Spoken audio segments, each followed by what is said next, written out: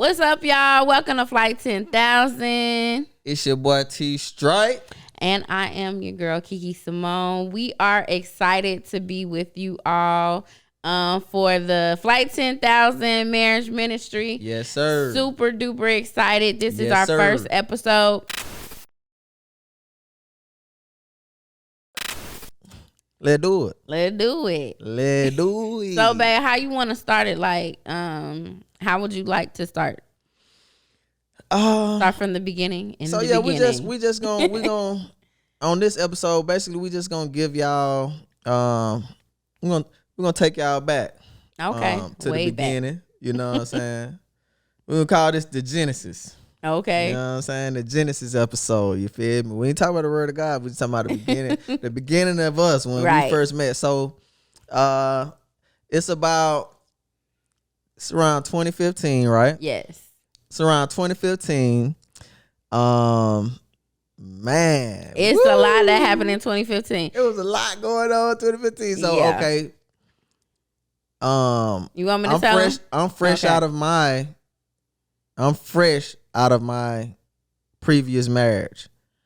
I hadn't even divorced yet. We hadn't even divorced yet, but we were separated, and you know, I was just at the point where I'm just like, all right, you know, whatever. You know what I'm saying?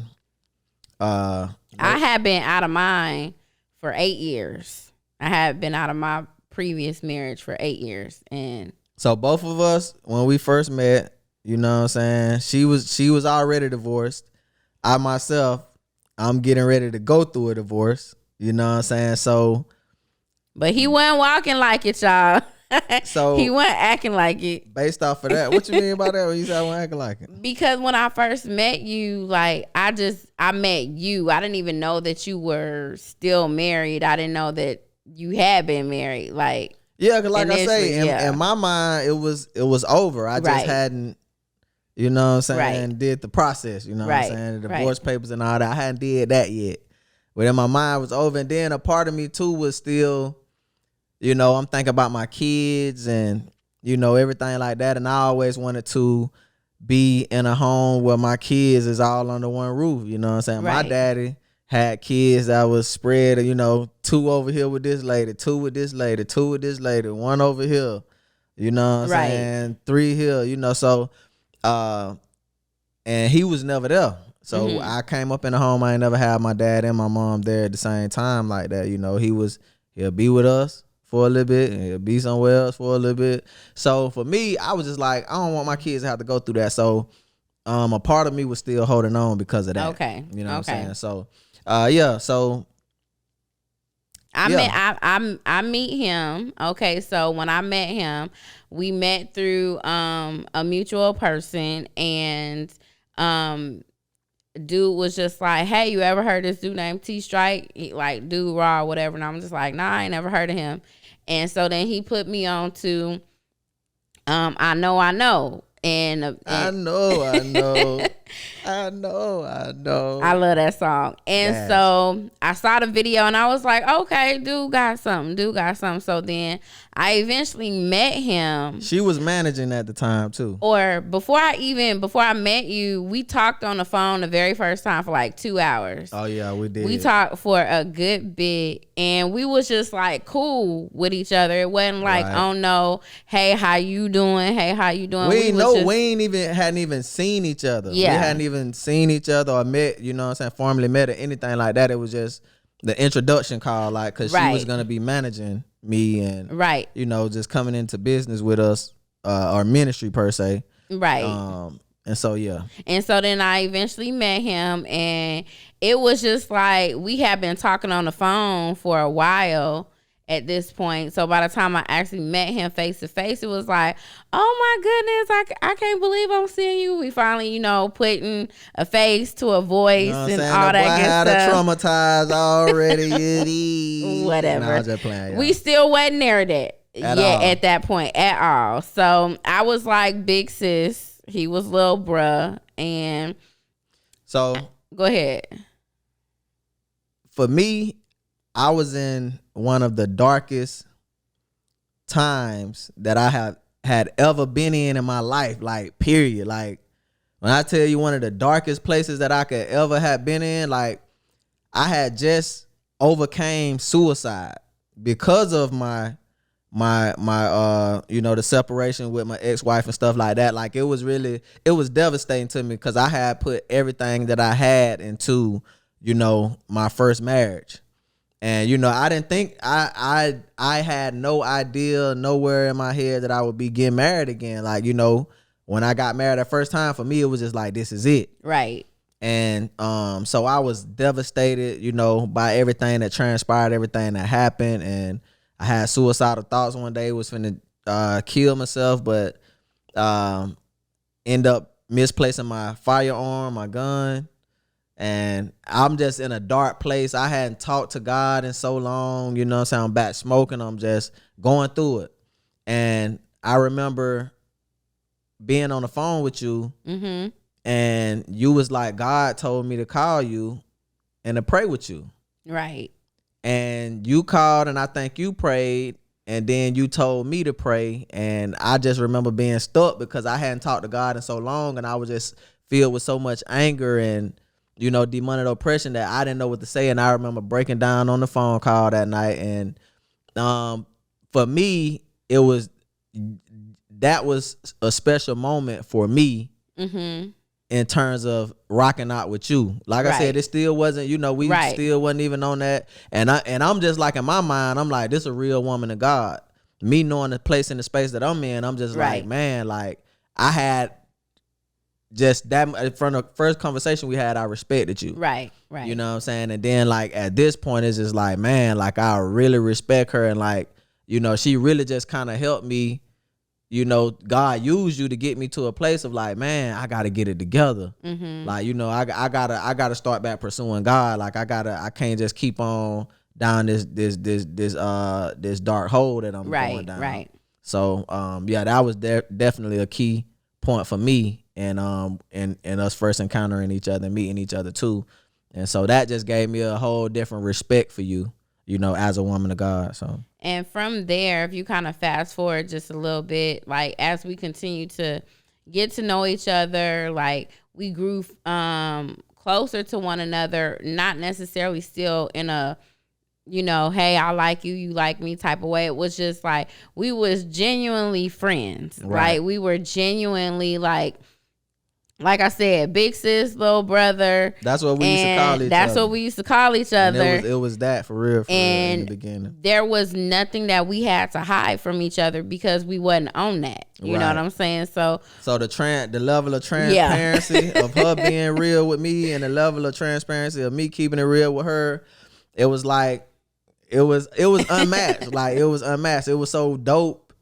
You know, to have a female friend, and I don't know, you know, had she had, you know, a male friend that she could be as real and transparent with before me, but nope. For me, that was the first for me in terms of females. Like everybody else I hadn't had dealings with and stuff like that. So, you know, they get in their feelings and their emotions. So it's like you can't really, you know what I'm saying? Can't really say nothing at that point. Right. Especially just on being transparent with your struggles and what you're going through and stuff like that. But for us, we had that in the beginning, you know, just from on a brother, sister, you know, level of things. So exactly. And I think that is really ultimately what allowed us to be able to enter into the relationship when that time came. Right. Because we wasn't trying to talk to each other from the jump. Like, because we were just like, hey, I really know everything about you, or at least we thought we did, you know. We knew a good little bit about each other. And then from there,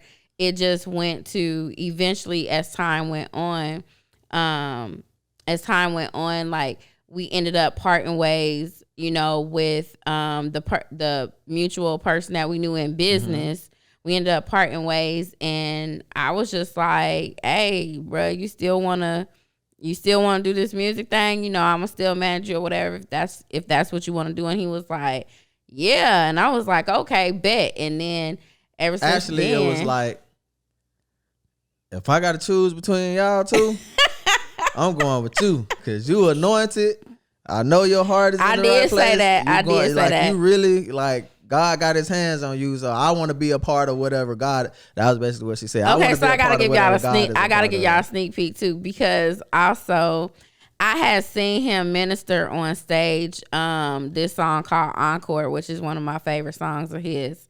And basically, he was ministering on the stage. Now, we were still friends. We were still big sis, little bruh.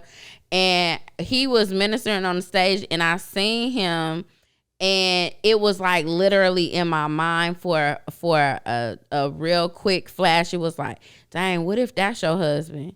And I was like, oh, wait a minute. I ain't get this till after marriage and all of this. Yeah, I had never told him that. And so, but because it was like such a quick flash. And so I still kept it platonic and all that good stuff. And then you fast forward to when it was just me managing just you. Mm-hmm. It was literally like we was on the phone every single day. Facts. Like every single day, to the point to where Grandpa has said, man. Rest my grandpa's soul, man. Yes. My grandpa, right? So I'm at my grandma's crib. My grandpa, he say, I'm at my grandma's crib. I had him, like I say, I was in a dark place. So, I'm trying to heal, but I'm going about it the wrong way. So I'm just talking to a lot of different people and stuff, women, you know what I'm saying? And they hear me on the phone all the time, but for whatever reason, my grandpa, he never really say nothing. Like my grandpa observant, but he one of them people, he'll be watching, he'll be knowing stuff, but he won't say nothing. You won't even think that he's thinking about anything. But one particular night, he was like, who that is? He say, Duke, who that is you on the phone with, Duke? I say, that's my manager. Oh, yeah? What you mean? She managed me. She do my, we in the music and she managed me, book my shows, stuff like that. He said, okay. You know what I'm saying? So I keep talking. He kind of got that little look on his face. I keep talking. And love Grandpa. I think we get off the phone. He like, y'all like each other. I say, no, that's just my manager, Grandpa. No, y'all like each other. I ain't crazy. Y'all like it. You like that girl. She like you. Y'all like each other. And lo and behold, I don't even think we was even really to that point. When he made the comment when I was on the phone, I don't know about that time, but when he made the comment when I was on the phone, he had said, "Oh, y'all low key courting," and we was both like kind of stunned that he said that, and we really did start talking a little bit at that point. At that point, yeah, we had started. Okay. We just didn't tell nobody at that point. But it was all, for the most part, just still talking over the phone because you was in Georgia, I was in Florida, so it was just a lot of talking. And then ultimately, you came down to Jacksonville, and I think you had brought baby boy, I think, because he was there at least one time. I don't remember, but yeah, I think you're right. I think you're right on the timeline. Well, okay, so you brought him down, got a chance to meet him. You just loved him, and I love all my babies. And it was like just to see you in that element, which was the element I had never seen you in. I seen you minister, I seen you laugh and joke and all that good stuff, but I never seen you in fatherhood mode. Right. So seeing you, and that was like, dang, that's kind of nice too. Like, very appealing. He loves his kids. He's not like a father that just doesn't like his kids or doesn't want to be around them. So that was pretty attractive to me. And then after that, I think, she loved my son just as much as I loved him, and that was pretty attractive to me. True. He just had the cutest and sweetest little face, and how he talked, and because I think he was like maybe 3, 4, yeah, something like that. Shout out to the boy Ice Trey, man. What's up, Trey? But yeah. So then, kind of fast forward just a little bit. Fast forward. We ended up getting together. Yeah.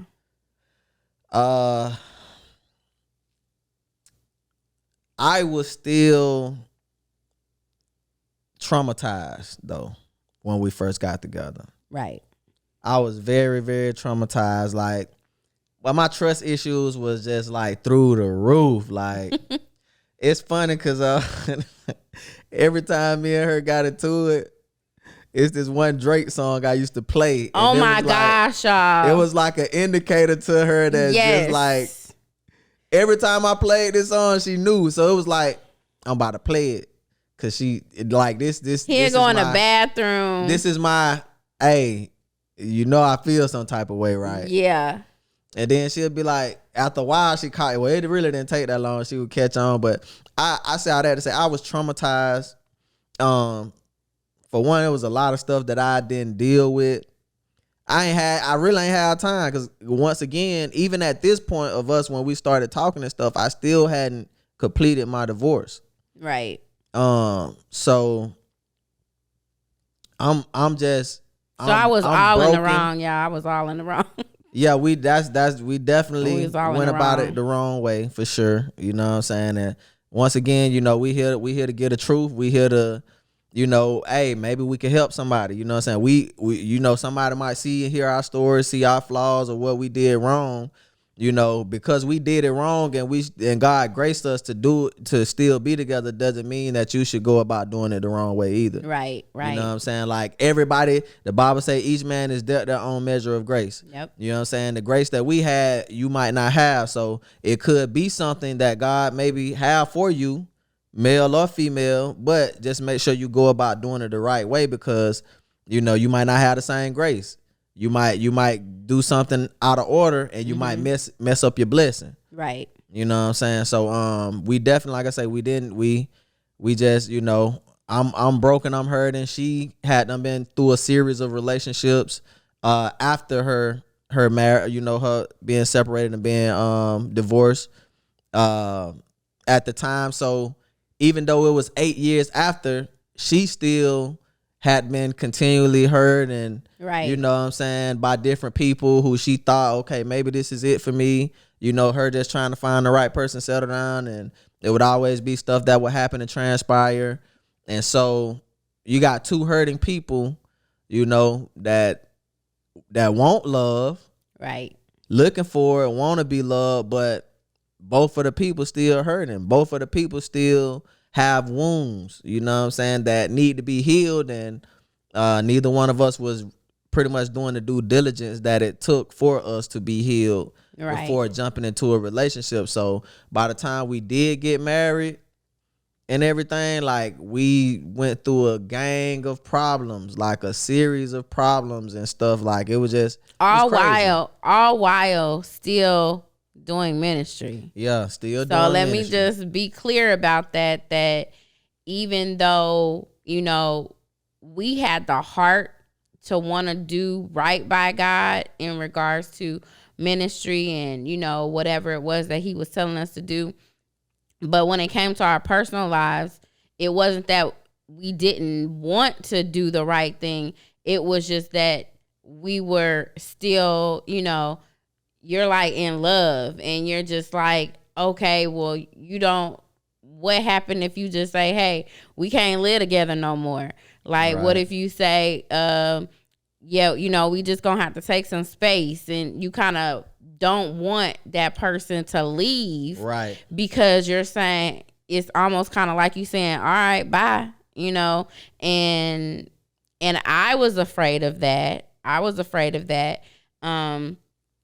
still doing my stuff that I was doing personally and partnering with other people, and I was just all out of order. Let's just keep it real. Like, I was out of order.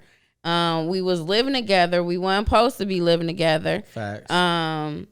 Initially when we were first living together, you know, we weren't like sleeping together or anything like that, but then eventually you stay with somebody long enough, you gonna do it, you know. And so that's what ends up happening. So we was just all out of order, y'all. Just keeping it all the way 100. Like, we was just all out of order. Facts. So the divorce ended up getting finalized. My divorce ended up getting finalized. We moved forward to get married. We end up getting married. I think you might have mentioned counseling. I did. Premarital counseling. It was a no-go for me. Like, that's another thing. Premarital counseling, man, is needed.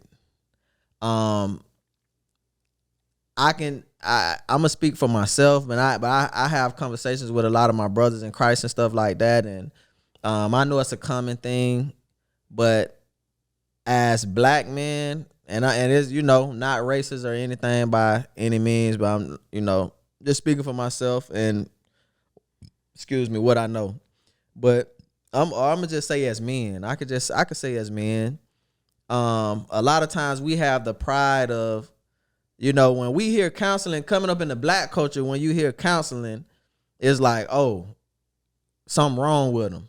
Oh, they crazy. Right. You know what I'm saying? So counseling in the black community already pretty much has a bad stigma attached to it. Mm-hmm. And so when we hear counseling, we just like, nah, counseling, like, bro, I'm straight. Like, we got this, you know what I'm saying? We gonna make it. We gonna work through this. Like, we good. And so even when it comes any type of, you know, it's different types and forms of counseling. So, but when you think of marriage counseling, you're not thinking like, okay, we finna go into covenant with each other. You know, we need some premarital counseling. We need somebody who can kind of school us and kind of prep us and kind of give us a pre-warning, or, you know, or whatever to prepare us. Mm-hmm. You know what I'm saying? You can't never fully prepare for everything that's gonna happen, because you never know what life holds. Right. But you can just kind of have some kind of guidance, right? You know, and to know kind of how to navigate the roads a little bit. And I wasn't for it. I was just completely against it. I was like, oh my goodness, what am I gonna do? He don't even want to go to premarital counseling.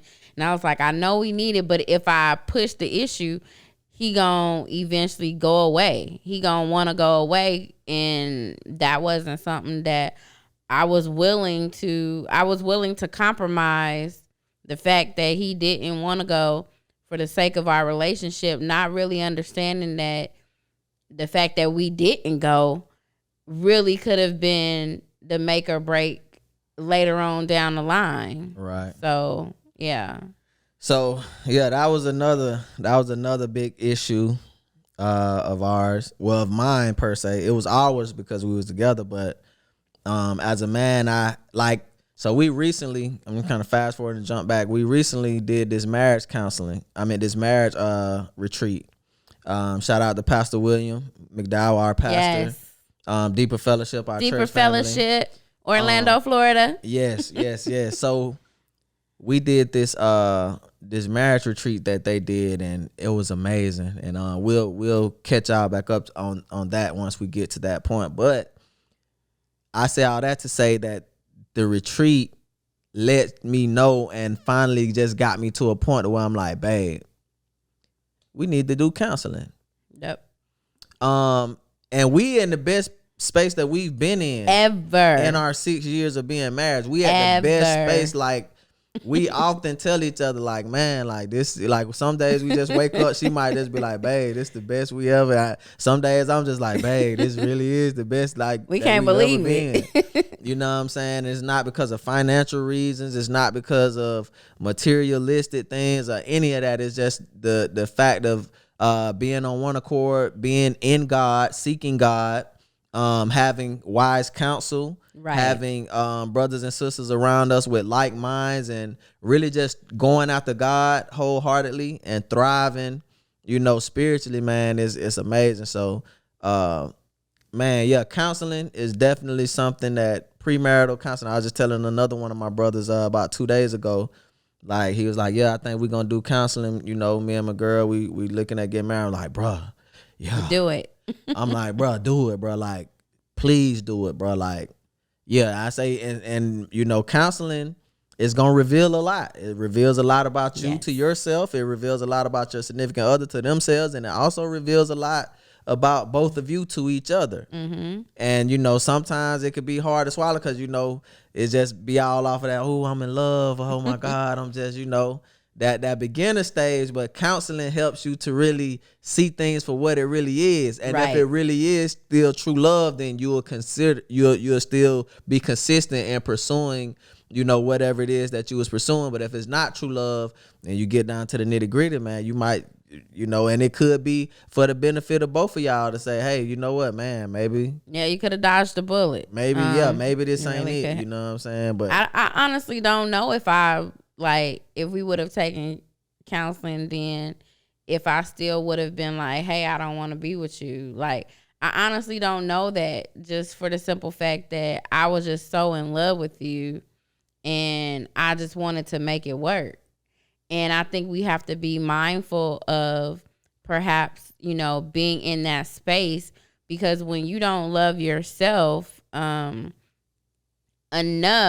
to say, you know what, like, this really may not be good for me, but I'm still willing to do something even though it might not be good for me. It's a danger in that, and that comes from trauma that we're going to talk about later. You've done premarital counseling though before, right? We somewhat did. Yeah, like we somewhat did. Yeah, I had even been to counseling after the fact, but I was traumatized from counseling because my counselor was yelling at me during the therapy sessions. So that traumatized me. It made me not even want to go back to counseling because I didn't know how that counselor was going to be, or how that therapist was going to be. So it was just. You ever been in a situation where you got counseling and you realize like, oh yeah, this ain't it? Oh yeah, definitely. With one other person, we call ourselves having I forgot what it was called. It was like before he even asked me, because dude never even asked me to marry him. He was like, I'd rather go to counseling before I buy you the ring. So, I mean, I ain't mad at it. That might be the dude that dodged the bullet. I ain't mad. No, I dodged that bullet. Both of y'all. I dodged that bullet. And it was at that very moment that when the pastor had said, you know, because my thing was about giving, and he was not a giver like that. He was more tight with his finances, even just going out to eat. Like, he didn't want to tip people. He didn't want to do none of that. And that rubbed me the wrong way. So we ended up going to counseling, and we had a big argument over giving. And the pastor was like, well, you know, Key, if he don't want to give, you can't make him give. Like, if his heart is not there to give, you can't make him do it. And I'm just like, but who wouldn't want to give? Like, come on now. We supposed to be in Christ, and bruh, you supposed to be a minister on top of that. So I say all that to say that was that it was at that moment that I knew that she knew that I could not be with him. And so, yeah. So, counseling, please do yourself a favor, man. And, you know, if you're looking to get married or anything of that nature, please do yourself the favor. Do your partner the favor. Go to counseling, man. Yes, please go to counseling, man. Like Babe said, you could either dodge a bullet. Y'all could both dodge a bullet, or it can just better prepare y'all for what is to come, you know what I'm saying? Because marriage is not an easy task, you know? And then when you come together, you got two people coming together. It's like, hey, I'm bringing me and everything I got going on, and you bringing you and everything you got going on, and we coming under the same roof. And, you know, you ain't just dealing with your stuff no more. You got to deal with my stuff. And I ain't just dealing with my stuff no more. Like, you know, two people becoming one. And, you know, a lot of times, man, sometimes I bought stuff that I didn't know I was bringing. Some stuff I knew I had, you know, it's like, man, you know, I knew I was messed up in a lot of areas, but then a lot of stuff I didn't even know that I was bringing. Oh, dang, I forgot about that. Or, man, like, I ain't know this. Oh, this right here happened when I was however young, and man, I didn't even know that junk really affected me like that. Yep. I didn't know that was gonna have that type of effect on me as an adult. Mm-hmm. You know, so counseling. Get it. Yes. Please go to counseling. Transparent moment. I'm in counseling right now. For not necessarily for this, but I'm in counseling for other things, and counseling and therapy, it works, but also get you a good community of people around you who believe in the word of God and who's going to encourage you in the word of God as you go through what it is you're going through. So, babe, I know we're pretty much close to time. Oh yeah, we gonna have to bring this one to an end. We're getting so good, like we could just be in here talking all night because we yes, we could. We got a lot to unpack because we both talkers. Y'all just stay tuned, but it's pretty much the introduction for us, man. And this ain't the intro. It's the introduction of this episode 1. Oh, this episode 1. Yeah, this episode 1. Which is the introduction. Yes. Of the introduction. That part. Whatever, but we here. Y'all know me. I'm from the country. Sometimes I don't be making sense. I know I don't, because I don't be making sense to myself sometimes. Wow. But I catch it and I get it right. But y'all stay tuned, man. We have a lot more on the way.